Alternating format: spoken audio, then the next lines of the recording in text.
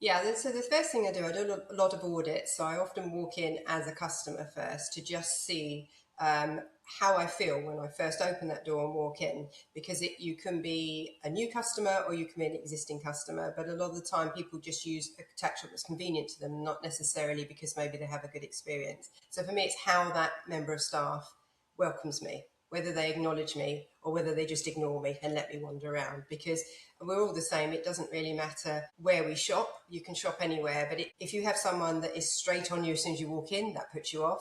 But equally, if someone just totally ignores you, you think, well, there's no customer service, there's no customer experience. And I do think, because obviously now with tax shops and they're becoming a minority, that those first experiences are key as to whether they're going to be successful and whether they have that longevity or not, because they are competing against online all the time. What separates, let's talk about the tax shops. What separates a thriving tax shop from those that are struggling? The difference, the ones that will move with the times, the ones that will adapt, the ones that will change, the ones that will stock something they haven't stocked because people do want it, and they are the ones that listen to the customers. The ones that fail or struggle are the ones that say, I've done this for 30 years, I'm going to continue doing it for 30 years because it's worked for me for 30 years and people have bought it.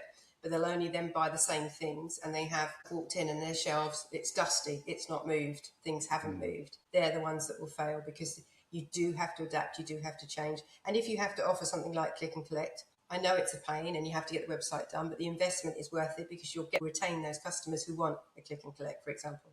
You have to move. You can't stay where you were. And describe that to me. So over in the UK, yeah, particularly, like, people don't necessarily want to shop online, but there might be something that they're sitting at home at 5 o'clock at night and they say, oh, I need this, this and this.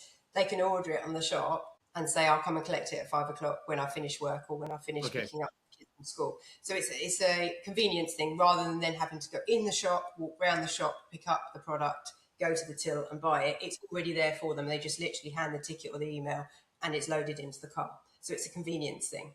And that really happened after COVID, to be honest. Yeah. It's just footfall. They've just pulled in more people that probably wouldn't have gone there, or maybe would only go there once a month. They're maybe going there every week because it's convenient and because it fits in with their lifestyle. So it's just, and it keeps them coming back because of that convenience. Because unfortunately now in a world, we all want something instantly and yesterday, and it has to be quick. We're not prepared to wait. So it fills into that of the whole, like you said, with, you do the online shopping. So one of the reasons I was excited to have you on is I think we see business and the horse industry the same, similar. It's relationships over transactions, and relationships still drive the business. Why do you think so many businesses overlook that portion of it? I think just because, again, like you just said, it's a world of everybody's on their phone. They don't communicate. So they think that that's sort of, you don't need to. It's lost. It's a lost skill. But actually, it's the most important thing you can still do. Because like you said,